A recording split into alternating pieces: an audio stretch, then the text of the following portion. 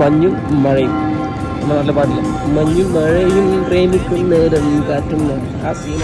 ഇന്ന് നമ്മളൊരു യാത്ര പോവാ. നമ്മൾ ഒരുപാട് കാലമായിട്ട് കാത്തിരിക്കുന്ന ഒരു യാത്ര. കഴിഞ്ഞ കുറെ കാലമായിട്ട് കുറെ രാജ്യവും യൂണിവേഴ്സിറ്റികളൊക്കെ നമ്മൾ കണ്ടിട്ടുണ്ട്. എന്നാൽ ഇന്ന് നമ്മുടെ ഏറ്റവും ഡ്രീം ലൊക്കേഷനിലേക്കാണ് പോകണം. സ്വിറ്റ്സർലാൻഡും ഇറ്റലിയും ജർമ്മനിയും ബൾഗേറിയയും റൊമാനിയും ഒക്കെ ഉള്ള യൂറോപ്പിലേക്ക്.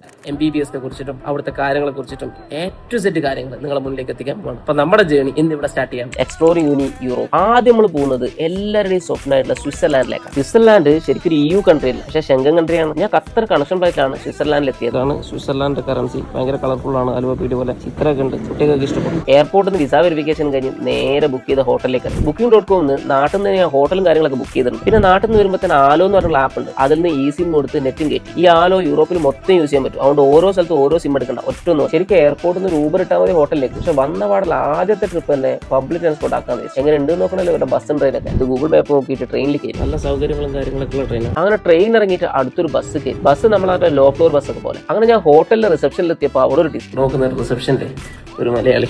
ലോകത്ത് ഏത് സ്ഥലത്തും ഒരു മലയാളി ഉണ്ടാവും പറയുന്നില്ലേ, അതുപോലെ. അങ്ങനെ ഹോട്ടലിൽ ചെക്ക് ഇൻ ചെയ്ത് നേരെ പോയി കിടക്കും. നാളെ രാവിലെ 5 മണിക്ക് ബെർലിൻ എക്സ്പ്രസ് പോകാനുള്ളതാണ്.